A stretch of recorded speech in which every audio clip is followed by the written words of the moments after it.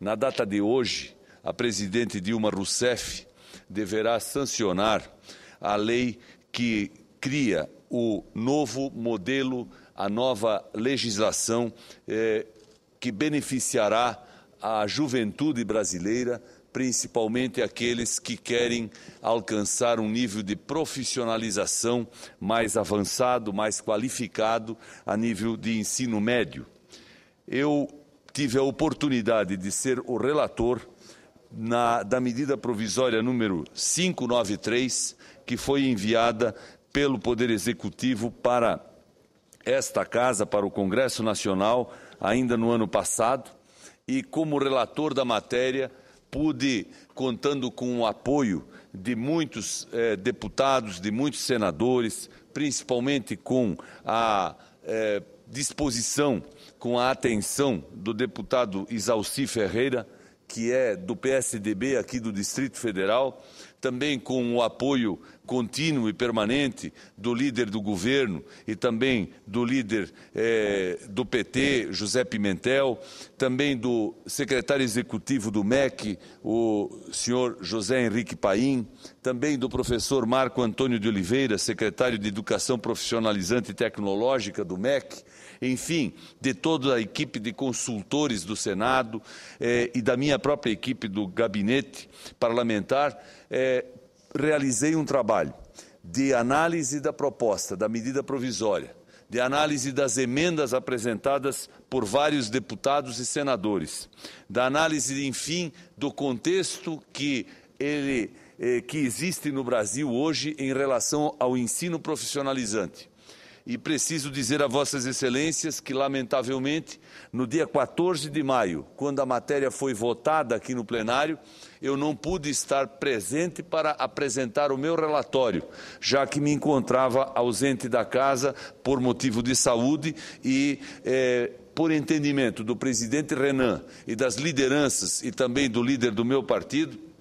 nós, da nossa bancada, deputado Aloysio Nunes, nós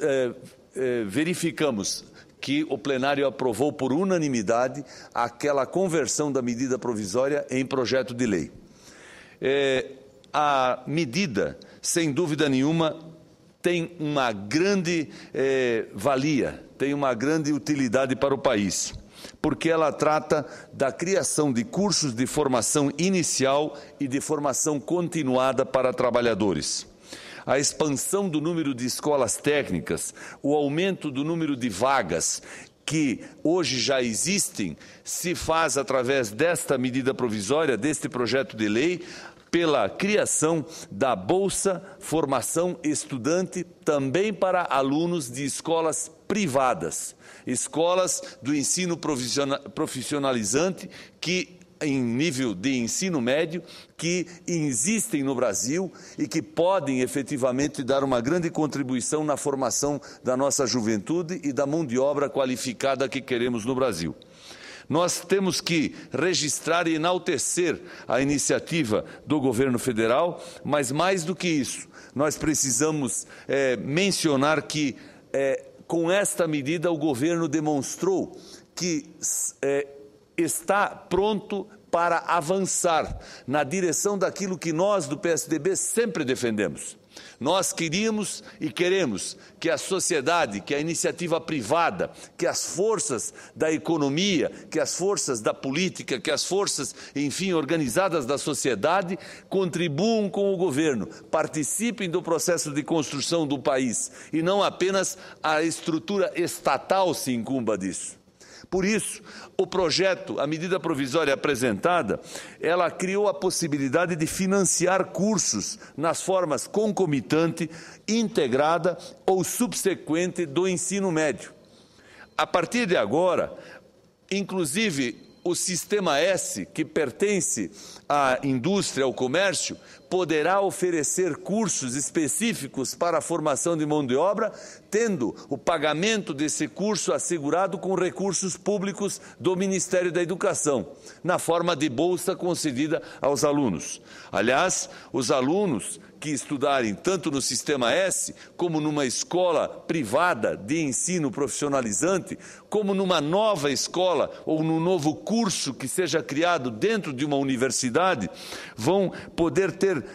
financiados não apenas a mensalidade, mas também os encargos educacionais, o custeio de transporte, o custeio de alimentação, e com isso nós estamos observando que, enfim, nós não teremos mais nenhuma dificuldade, nenhuma restrição, nenhum impedimento para que a juventude do nosso país possa efetivamente se qualificar e ingressar no mercado de trabalho. Claro, o governo precisa ter mecanismos de fiscalização e eles estão previstos no projeto de lei votado. É necessário comprovar a eficiência e a qualidade das escolas. Para isso foram criados mecanismos dentro da lei. É necessário que, em novos cursos que sejam criados, os conselhos estaduais de educação sejam informados da existência desses cursos, bem como fizemos algumas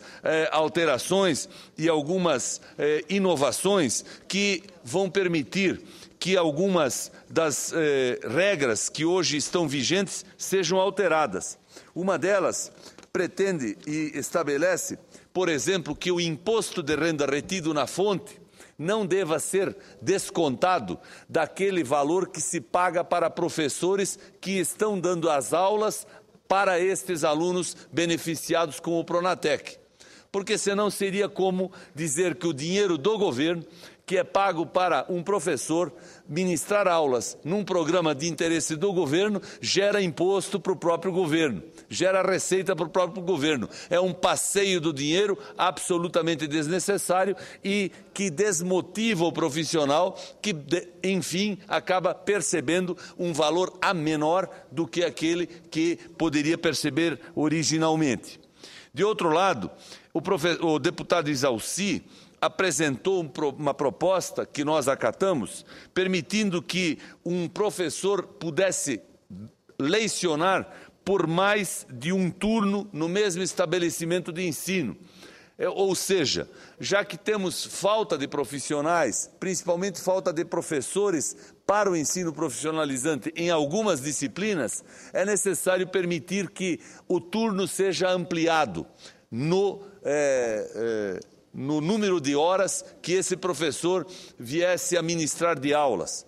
Eu sei que isso gera uma polêmica, porque a categoria dos professores não aceita com facilidade que se aumente o número de horas semanais de aulas dadas por professor. Mas, às vezes, é necessário dizer, senador Sérgio Souza, que são apenas 2 horas a mais, num total de 40, são apenas 4 horas a mais, num total de 40 horas semanais, por exemplo, e isso efetivamente pode fazer uma grande diferença em benefício do aluno e pode e não vai comprometer a vida daquele professor de forma alguma.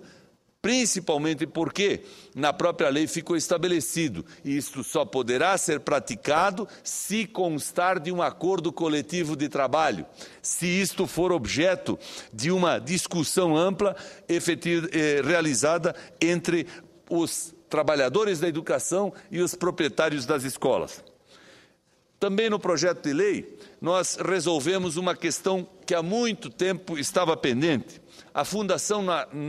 Joaquim Nabuco, do Pernambuco, é uma instituição educacional muito relevante, muito importante daquele estado, que não tinha uma condição jurídica que lhe permitisse pagar professores que estivessem realizando o trabalho na mesma e que efetivamente precisassem ser contratados temporariamente. Essa disposição que nós inserimos na lei criou essa condição e igualou a Fundação Joaquim Nabuco a tantas outras existentes no país. Eu diria, senhor presidente, nobres senhores senadores, senhoras senadoras, que o projeto em si é de grande importância e de grande valor. Nós vamos ver com isso muitas universidades no país, universidades comunitárias, universidades privadas, que têm toda a estrutura, por exemplo, de um curso de engenharia disponível, utilizada, mas não plenamente, porque nem todos os laboratórios, nem todas as salas de aula, por exemplo, de uma universidade onde haja um curso de engenharia, são utilizadas durante todo o tempo.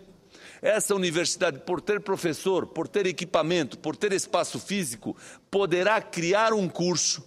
e nem precisará aguardar o registro desse curso e a autorização do Conselho Estadual de Educação para o seu funcionamento, para dar conta da demanda de alunos que se inscreverem para frequentá-lo. O curso, naturalmente, não será de engenharia, poderá ser em técnico em edificações, por exemplo, já que nós estamos tratando neste Pronatec de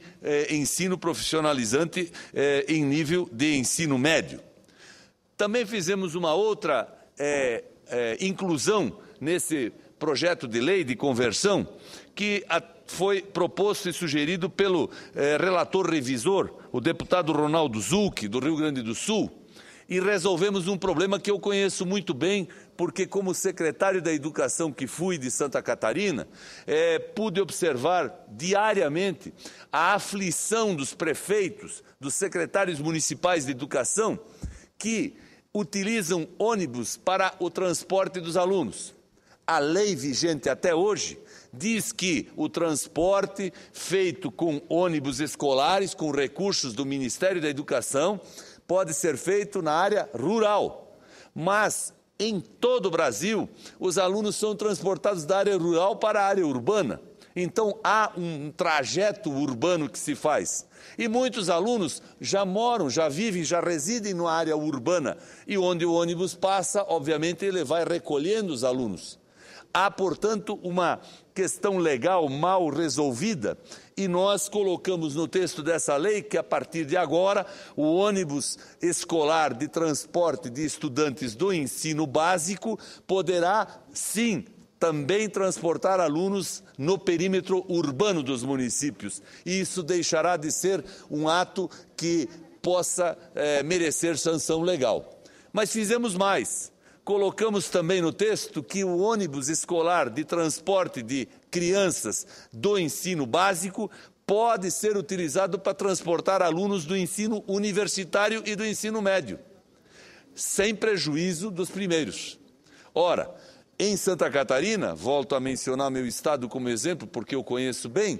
são dezenas e dezenas de prefeituras que têm que colocar ônibus para transportar jovens que, à noite, no período noturno, se deslocam da cidade de origem para uma cidade maior, às vezes muito próxima, mas necessário se faz esse apoio ao aluno para frequentarem a faculdade e a universidade lá. E não havia uma autorização legal para esse procedimento. Agora há. Dentro desse projeto de lei de conversão que votamos aqui, nós efetivamente criamos condições para tanto. Além disso, muitas prefeituras precisam comprar com recursos federais carteira, computador, enfim, equipamentos para as suas escolas. E precisam, para isso, fazer licitações. Atendendo a um pedido do Ministério da Educação, nós incluímos nesse projeto de lei a possibilidade de as prefeituras se utilizarem do sistema de registro de preços do Ministério da Educação, do FNDE, para fazerem essas compras. Com isso, senhor presidente, com isso, senhores senadores, senhoras senadoras, o prefeito municipal recebe o dinheiro do governo federal e não precisa mais fazer licitação. Basta que ele compre de um fornecedor pelo preço que o próprio MEC já tem como preço registrado num processo licitatório que o FNDE realizou. Isso efetivamente é um avanço, é uma simplificação, é uma racionalização da burocracia, dos procedimentos jurídicos que infernizam a vida do administrador público brasileiro em todos os níveis. Portanto, senhor presidente, apresentando essas informações, quero registrar que fiquei muito honrado com a decisão do líder da minha bancada de me conferir a responsabilidade de ser o relator da matéria. Mas ainda fiquei sensibilizado e também honrado pela confiança de todos aqueles senadores e deputados, membros da comissão mista que analisou a medida provisória. Todos compreenderam muito bem e auxiliaram muito para que pudéssemos chegar ao relatório final, que, como eu já disse, foi aprovado por unanimidade, sem discussão e sem crítica neste plenário do Senado Federal. E também no plenário da Câmara dos Deputados. Deve-se mencionar, houve uma aprovação sem nenhuma contestação, sem nenhuma dificuldade da matéria. Agora, é só lamentável, senhor presidente, eminente senador Cristóvão Buarque, Vossa Excelência, que é um dos que defende muito e trabalha muito pela educação, é lamentável que um assunto tão importante seja objeto da sanção presidencial no dia de hoje e não mereça nenhum tipo de evento, nenhum tipo de comemoração, nenhum tipo de ato público. Porque é evidente que quando se faz ou quando se realiza a sanção de um projeto como este, o ato presidencial, se divulgado, se enaltecido, ele repercute no Brasil e mais gente vai querer alcançar os bancos escolares. Senador Paulo Boy, nós temos aqui ao lado um grande mestre da educação, que chegou agora aqui no nosso plenário e que gostaria de saber o texto, pelo menos sinteticamente dizendo, do projeto de conversão de Vossa Excelência. Pois não, presidente. Mas só para concluir esse raciocínio que eu fazia, eu menciono que o ato presidencial da sanção de um projeto como este do Pronatec, que permite a concessão das bolsas para os jovens que vão frequentar cursos profissionalizantes que serão criados ou que já existem na escola privada, sem dúvida nenhuma deveria merecer uma maior atenção, uma maior divulgação por parte do Poder Executivo. Até porque nós entendemos que jovens do Brasil inteiro vão acorrer às escolas, aos cursos, para conquistarem esse direito, essa condição de cidadania plena, que é efetivamente a condição de profissionalização na área para a qual desejem estar habilitados. Portanto, eu espero, volto a dizer, que mesmo não havendo nenhuma solenidade no Palácio do Planalto, talvez até não haja porque o relator é da oposição, o presidente da comissão mista também é da oposição, mas é preciso mencionar, o presidente da comissão mista e o relator da comissão mista da oposição fizeram um trabalho que teve a presença e a contribuição do próprio governo, das próprias autoridades do Ministério da Educação. Nós não fizemos política partidária na discussão deste assunto, até porque educação, senador Cristóvão, não pode ser questão ideológica ou partidária. A educação tem que ser coisa institucional, tem que ser coisa de país, tem que ser coisa de gente que efetivamente tem compromisso com o futuro e com as gerações que nós queremos formar. De qualquer forma, eu quero mencionar aqui uma única preocupação, e aí a liderança do governo, lamentavelmente, não se encontra presente nesse instante. Me contaram, veio uma notícia de que a presidente vai sancionar com 2 ou 3 vetos. E eu estou muito preocupado com o que vai ser vetado. E aí, senador Sérgio Souza, Vossa Excelência, que tem um projeto que trata de vetos, uma PEC, como eu também tenho um projeto que trata de vetos nessa casa, temos que mencionar, é preciso que o Senado, que o Congresso mude a sua postura e permita e se construam caminhos para que os vetos efetivamente sejam analisados ou sejam derrubados. Senão, nós teremos esse processo contínuo, que já no ano passado ensejou uma série de dificuldades na vida do parlamento brasileiro, de vermos vetos serem apostos a projetos aprovados como este, por unanimidade, volto a dizer, nesta casa, e que, enfim, acabam não sendo analisados e, por isso mesmo, a lei passa a valer da forma e do jeito que o Executivo quer, e não da forma e do jeito que a sociedade desejaria. Portanto, vamos aguardar o final do dia de hoje para ver a sanção dessa lei do Pronatec e finalmente conhecer se efetivamente a presidente da República e sua equipe atendeu a decisão do Congresso Nacional, a decisão do Senado, as sugestões desse relator ou estabeleceu vetos a determinados itens da matéria, que, no meu ponto de vista, se acontecerem, não contribuirão em nada para que tenhamos sucesso pleno nessa matéria e nesse novo programa que está sendo instituído no Brasil. Muito obrigado a Vossa Excelência.